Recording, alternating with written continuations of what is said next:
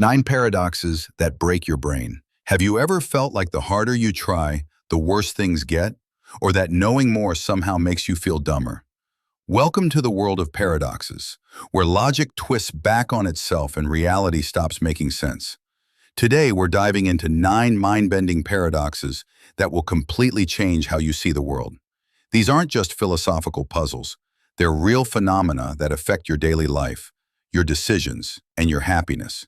Fair warning, by the end of this video, you might question everything you thought you knew.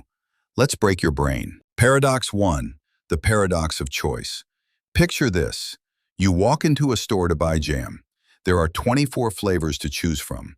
Sounds great, right? More options, more freedom, more happiness. Wrong.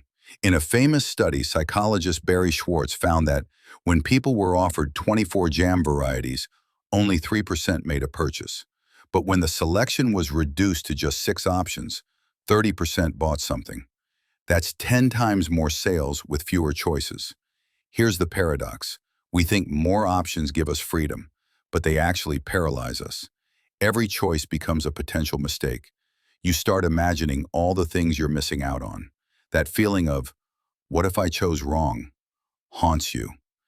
This is why you spend 20 minutes scrolling Netflix before giving up without watching anything. This is why having unlimited career paths makes people more anxious than ever. This is why dating apps with endless swipes leave people feeling emptier. The solution?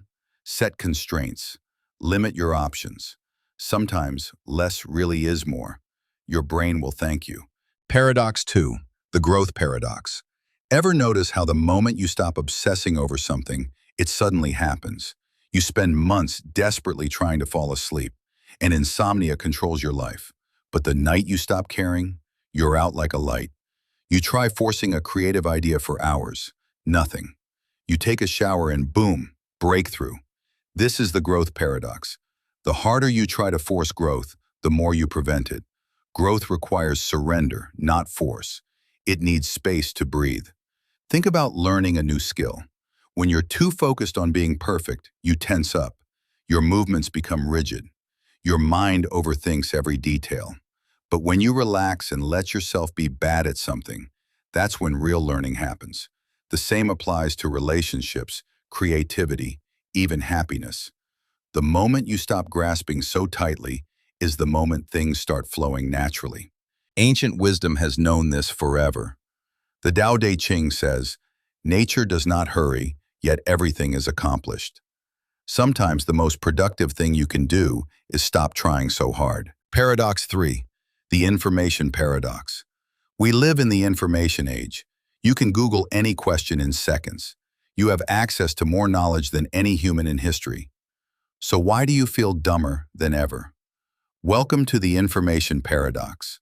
The more information you have, the harder it becomes to make decisions. Before the internet, you'd ask a friend for a restaurant recommendation and just go there. Done. Now, you check Google reviews, Yelp ratings, Instagram photos, TikTok videos, food blogs, and YouTube reviews. 2 hours later, you're overwhelmed and ordering pizza again. Information overload doesn't make you smarter. It makes you anxious. Each new piece of data introduces doubt. You start seeing contradictions. Expert A says one thing, Expert B says the opposite. Now you're more confused than when you started. Studies show that people with too much information actually make worse decisions than those with just enough. Your brain isn't built to process infinite data. It's built to recognize patterns and make judgments based on limited but meaningful information. The lesson? Curate your information diet. Quality over quantity. Sometimes ignorance isn't bliss, it's just bliss. Paradox 4, the tolerance paradox. Here's a philosophical bomb that'll mess with your head. If you're tolerant of everything, including intolerance, you'll eventually destroy tolerance itself. This is the tolerance paradox, and it was described by philosopher Karl Popper. Here's how it works. Imagine a perfectly tolerant society. Everyone accepts everyone's views, no matter what. Sounds ideal, right? But what happens when intolerant groups emerge? Groups that want to silence others, destroy freedoms, or eliminate tolerance itself. If your tolerant society tolerates these intolerant groups, those groups will grow in power. Eventually, they'll take over and destroy the very tolerance that allowed them to exist. Tolerance collapses under its own unlimited generosity. Popper's solution? The tolerant society must be intolerant of one thing: intolerance itself. You have to draw a line. You have to say, we accept all views except those that seek to destroy acceptance.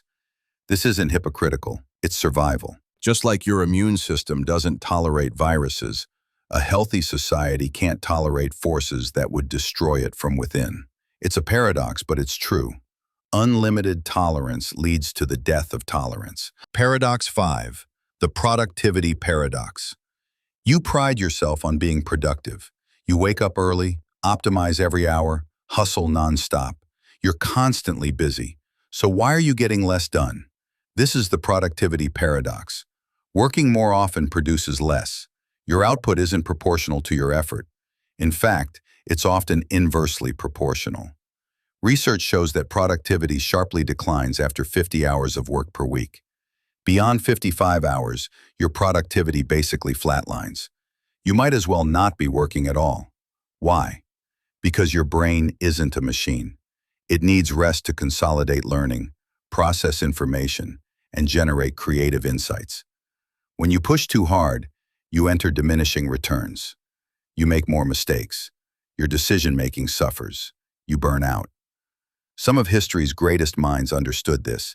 Einstein took long walks. Darwin worked only 4 hours a day. Nikola Tesla knew that his best ideas came during rest, not labor. The secret isn't working more, it's working smarter. It's taking breaks. It's protecting your energy. It's understanding that rest isn't the opposite of productivity. It's the foundation of. Paradox 6.